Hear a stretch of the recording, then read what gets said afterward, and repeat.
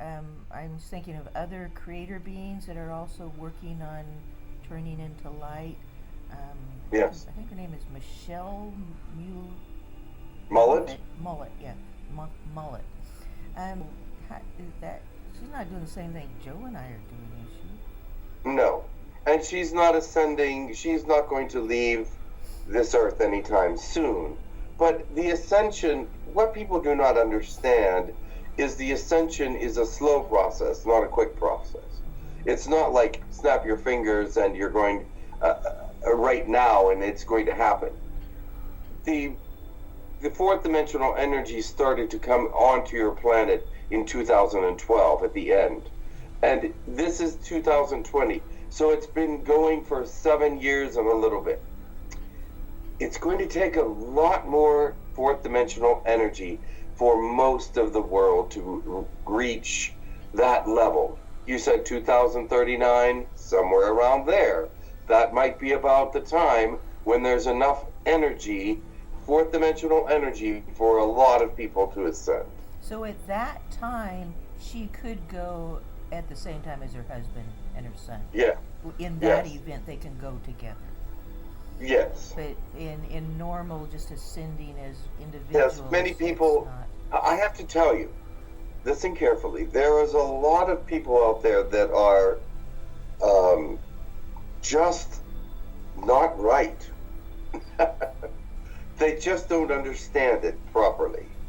And so you have to understand that it's a gradual process. You can't be delusional about it.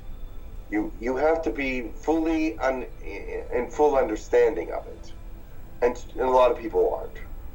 Now, in your case, was a little different.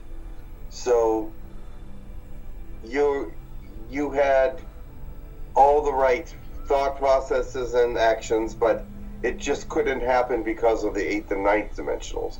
But you think they're going to let them go through? No. They're looking at you as people that are possibly able to go through now. They look at They, her and say she's not able to go through now. So they, why even worry? Hmm? they. Who's they? They, the The eighth or eighth and ninth the eighth? Oh, dimensionals. okay. They're looking They at look us at as Michelle Mullet and say she's not even close to being ready, so we don't have to worry about her. oh, So they look at you and say, okay, there's a very good possibility they could, so we're going to stop them. there, right? We Yes, can't you're still up there, yeah. we can't drop back But your down to 95. proximity to one another is still the problem. Right. You weren't able to go through because you didn't get close enough for long enough. But up here, yes, plenty of time. And we stay there. We're still so Yeah, you're up there fine. we're Yes. living on Earth as close to the veil as we can be, and we Yep. stay Yes.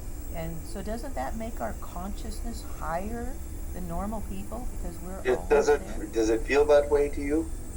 I don't know. Normal people are Well, you're still not beyond the veil. they're so strange that I don't know what's going Let me tell you what it is. It is not that your consciousness changes when you get up that high to the veil. Is your density changes, not your necessarily your consciousness, but your density. You're of a less density now than you ever were before, because you've gotten that close to the veil. Does that make sense to you?